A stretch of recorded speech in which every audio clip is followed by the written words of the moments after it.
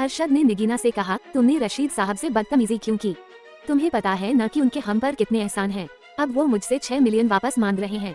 क्यों किया तुमने ऐसा? अरशद कड़वे लहजे में निगीना से बात कर रहा था। अरशद, आपका क्या मतलब है? क्या आपको नहीं पता कि उसने मेरे साथ क्या करने की कोशिश की?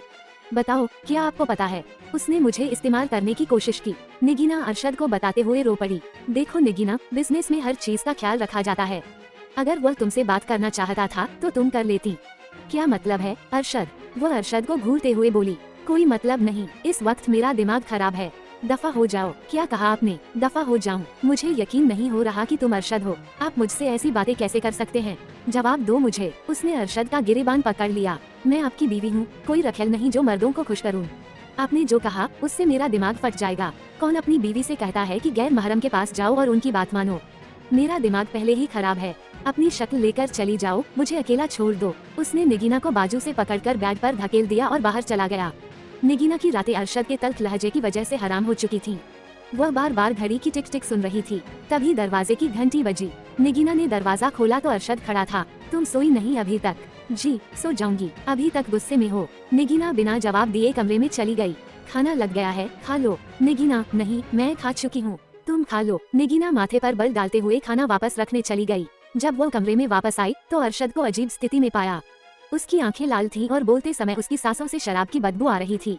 अरशद, तुमने शराब पी है, ये हराम है। मैं नहीं आऊंगी तुम्हारे पास। मैंने कहा पास आओ। नहीं, तुम बहुत गलत इंसान हो। उसकी आंखों में आंसू आ गए। मेरी बात नहीं सुन रही, पास आओ। निगीना, नहीं, मैं अम्मी को बताती हूँ। अरशद ने निगीना के बाल पकड़कर उसे झटका दिया। तुमने अभी तक मेरी मोहब्बत देखी है, मेरा गुस्सा नहीं। तुम खुद को बहुत हूर परी समझती हो। न जाने तुम जैसी कितनी लड़कियां मेरे आगे पीछे घूमती हैं। अरशद, छोड़ो मुझे, दर्द हो रहा है। तुमने मेरा बहुत नुकसान किया है, तुम्हें इसका नतीजा भुगतना पड़ेगा। निगीना जोर जोर से रोने लगी।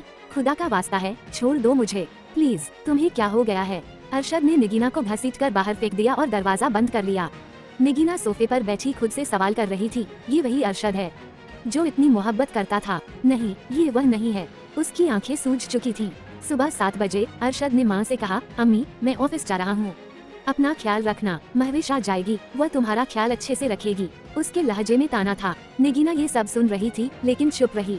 बाद में बशीर अरशद के ऑफिस पहुंचा। अरशद, तुम्हारा वक्त खत्म हो चुका है, मेरे पैसे दो। अगर शाम तक पैसे नहीं मिले तो कानूनी कार्रवाई करूंगा। वह बिना सुने चला गया। घर में महविश ने निगीना की लाल आंखें देखी। मैडम, आपको बुखार है, मैं दवा लाती हूँ। ये बुखार ठीक नहीं होगा। क्या मतलब? कुछ नहीं, तुम जाओ, काम करो। नहीं, मैं आपको अकेला नहीं छोड़ूंगी।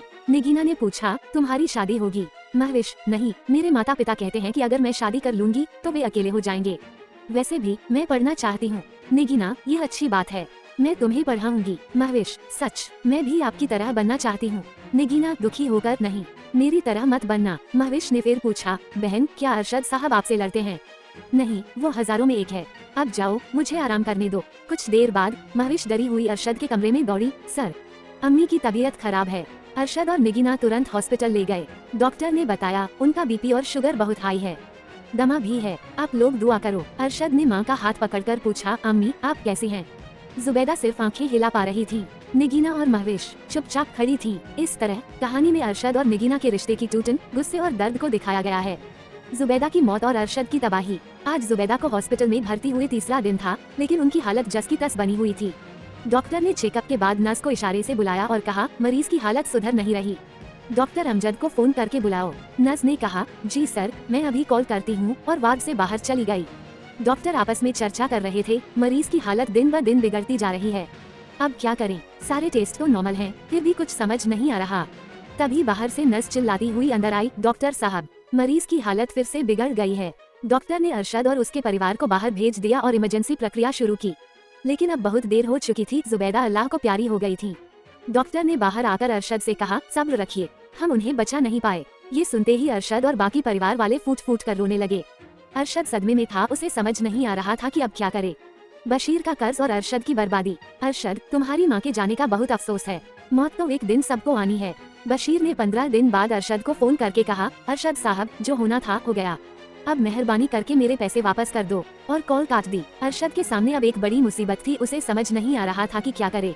उसने अपना दूसरा मकान बेचकर बशीर को पैसे दे दिए, लेकिन अब उसका बिजनेस पूरी तरह ठप हो चुका था। मार्केट में कोई उसका माल नहीं खरीद रहा था। एक दुकानदार ने साफ कह दिया, सर आपकी कंपनी घाटे में चल रही है और माल भी टाइम पर नहीं पहुंचता।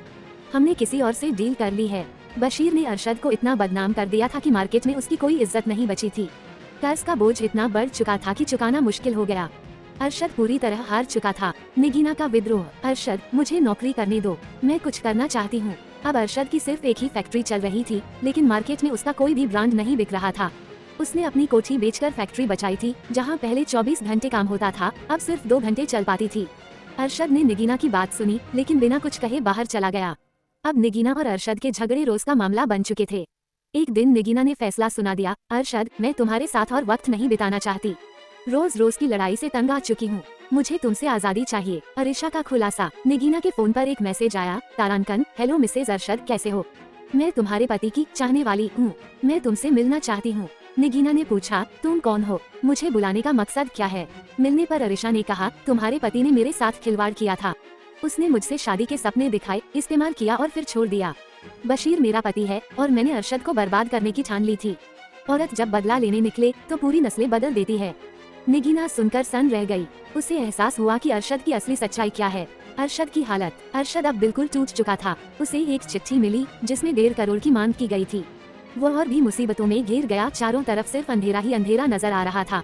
अगले भाग में निगीना का गर्भवती होना, अरशद की फैक्ट्री में आग और पुलिस की गिरफ्तारी। हिंदी अनुवाद अंतिम किस्त। अरिशा का खुलासा और निगीना का गुस्सा। अरशद, ये अरिशा कौन है? जैसे ही अरशद ने अरिशा का नाम सुना, वह स्तब्ध रह गया। उसकी आवाज कांप रही थी। कौन अरिशा? निगीना ने गुस्से में कहा, वही अरिशा जिसे तुमने मेरी तरह इस्तेमाल किया था। अरशद नजरें चुराते हुए बोला, मुझे नहीं पता, मैं नहीं जानता। निगीना फूट फूट कर रोने लगी, काश मुझे पहले पता होता कि तुम इतने घटिया इंसान हो। मैं तुमसे शादी तो दूर, मिलने की भी गलती न करती। अरशद ने उसके कंधे पर हाथ रखते हुए कहा, निगीना सुनो, वो सब एक दुर्घटना थी। निगीना ने उसका हाथ झटक दिया, दूर रहो, मैं सब जान चुकी हूँ, अब देखना मैं क्या करती हूँ। वह सामान पैक करने लगी। अरशद ने गिड़गिड़ाया, रुक जाओ, मैं अकेला पड़ जाऊंगा। लेकिन निगीना ने धमकी भरे लहजे में कहा, अब यह फैसला कोर्ट करेगी मिस्टर अरशद। और वह मायके चली गई। अरशद की बर्बादी। अरशद को अब एक और धमकी भरा चिट्ठा मिला, 1.5 करोड़ की मांग। वह पूरी तरह टूट चुका था। जो शख्स कभी महलों में रहता था, आज फुटपाथ पर शराब के नशे में धुत पड़ा था। उसे निगीना की वह बात याद आई, अरशद, फुटपाथ वालों का कोई सहारा नहीं होता। तारांकन और उसने जवाब दिया था, हमें सिर्फ अपने मतलब से मतलब रखना चाहिए। वही अरशद जो कभी 5 स्टार होटल्स में खाना खाता था, आज दरबार सस्ते होटल में बैठा था। उसने अपनी गाड़ी, जेवर, सब कुछ बेच दिया था। बची खुची एक फैक्ट्री में मजदूर तनख्वाह न मिलने पर धरना दे रहे थे। आज वह जितना रोया, शायद जिंदगी में कभी नहीं रोया था। निगीना का गर्भवती होना। निगीना की माँ ने उसे नाश्ते के लिए बुलाया, बेटा थोड़ा खा लो। लेकिन 2 निवाले खाते ही निगीना को चक्कर आया और वो उल्टी करने बाथरूम भाग गई। डॉक्टर ने पुष्टि की, आप गर्भवती हैं। माँ ने सलाह दी, अगर अरशद से तलाक नहीं लेना तो अबॉर्शन करा लो।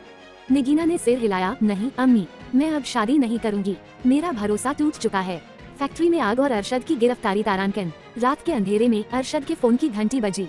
कॉल करने वाला चिल्ला रहा था, सर आपकी फैक्ट्री जलकर राख हो गई, सारे मजदूर मर चुके हैं। अरशद सन रह गया। वो रिक्शे वाले से बार बार पूछ रहा था, भाई जल्दी चलो, कहाँ जाना है? लेकिन उसे खुद अपनी फैक्ट्री का पता याद नहीं आ रहा था।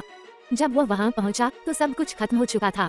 पुलिस ने उसे गिरफ्तार कर लिया। अंतिम दृश्य। अरशद अब पूरी तरह अकेला था, न निगीना न दोस्त।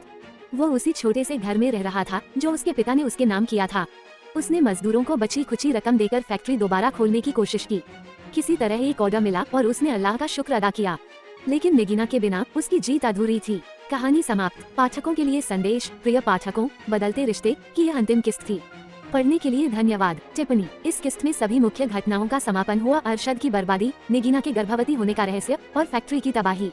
अगर कोई सीन छूट गया हो या और विस्तार चाहिए तो बताएं। हिंदी अनुवाद अंतिम भाग। वो उधर से रिक्शे वाला अरशद को घूरते हुए बड़बड़ा रहा था, भाई साहब नशे में धुत हो क्या, जिसका अपना पता ही याद न हो। अरशद इतना कंफ्यूज हो चुका था कि उसे कुछ समझ नहीं आ रहा था। पागलों की तरह सिर खुजाते हुए उसने 2 मिनट बाद रिक्शे वाले को फैक्ट्री का पता बताया। अच्छा, उस फैक्ट्री की बात कर रहे हो, वो तो बहुत गंदा इंसान है। रिक्शे वाले के ये शब्द सुनकर अरशद ने चेहरा छुपा लिया। उसकी फैक्ट्री में आग लग गई है, वो बहुत बदनाम हो चुका है। अपनी बीवी को भी गलत रास्ते पर ले गया। तुम उसके क्या लगते हो? मैं कुछ नहीं लगता। हमारे मोहल्ले का एक चौकीदार उसके घर काम करता था। उसने उसकी बेटी के साथ बहुत बुरा किया था। बेचारा कुछ कर नहीं पाया। अरशद जैसे जैसे ये सब सुन रहा था वैसे वैसे अपना मुँह छिपाता जा रहा था। लो साहब, आपका एड्रेस आ गया। देखो उसकी बर्बादी कैसे हुई है। अरशद चुपचाप पैसे देकर चल दिया। हर तरफ कोहराम मचा हुआ था। एम्बुलेंस और फायर ब्रिगेड के सायरन बज रहे थे। अरशद अपनी आंखों के सामने अपनी बर्बादी देख रहा था। वो इतना मजबूर था कि चाहकर भी कुछ नहीं कर पा रहा था। आंखों में आंसू लिए वह फैक्ट्री बनाते वक्त के पलों को याद कर रहा था। तभी उसने कानों में एक आवाज सुनी, सर, फैक्ट्री में सारे लोग शहीद हो चुके हैं। मालिक का कोई पता नहीं चल रहा। वो सारे मकान बेचकर कहीं चला गया है। एक इन्वेस्टिगेशन ऑफिसर अपने सीनियर से बात कर रहा था। सर, यहाँ की स्थिति बहुत गंभीर हो चुकी है। हमें फ्रेश टीम की जरूरत है। पुलिस रिपोर्ट दर्ज करके चली गई। अरशद घर लौटा। पानी पीने के बाद खुद को बेजान सा पाया। सुबह कब हुई उसे पता ही नहीं चला। दरवाजे पर दस्तक हुई। पुलिस वाले सामने खड़े थे। अरशद ने चुपचाप हथकड़ी लगवाई और पुलिस वैन में बैठ गया। सर, ये बेल के कागजात हैं। 2 दिन बाद अरशद को कानों में निगीना की आवाज सुनाई दी। वह तेजी से उठा और बाहर आकर निगीना के सामने गिड़गिड़ाने लगा। मुझे बचा लो, अल्लाह का नाम लेकर मुझे बचा लो। निगीना ये सब सुन रही थी। उसका दिल भर आया लेकिन वो उसे गले नहीं लगा पाई। वकील के साथ आकर उसने अरशद को घर ले जाने का इंतजाम किया। अरशद, तुम्हें तुम्हारे घमंड और अहंकार की सजा मिली है। तुमने कभी किसी गरीब का एहसास तक नहीं किया। तुम्हें अपने पैसों पर बहुत घमंड था। अब वो पैसा कहाँ है जिसके दम पर तुम दुनिया जीतना चाहते थे? अरशद गूंगा बन चुका था। निगीना ने कहा, अब अपनी आंखों से देख लो क्या हुआ है।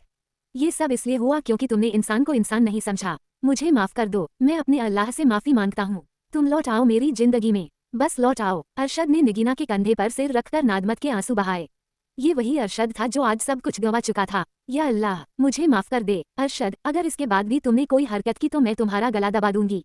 निगीना ने अपने बच्चे को उसकी गोद में थमाते हुए कहा। अब सारा काम निगीना के हाथ में था। निगीना अब 2 फैक्ट्रियों की मालकिन थी। जो पैसा उसने जोड़ा था उसे उसने कारोबार में लगाया और एक शानदार कोठी भी खरीद ली। दोस्तों, यह एक वास्तविक कहानी थी जिसमें बहुत कम काल्पनिक दृश्य डाले गए हैं। आजकल हमारे समाज में प्यार तो हर कोई आसानी से कर लेता है, लेकिन निभाना मुश्किल होता है। अगर निगीना अरशद को पहले जान लेती तो शायद अपना भविष्य ऐसा न बना पाती।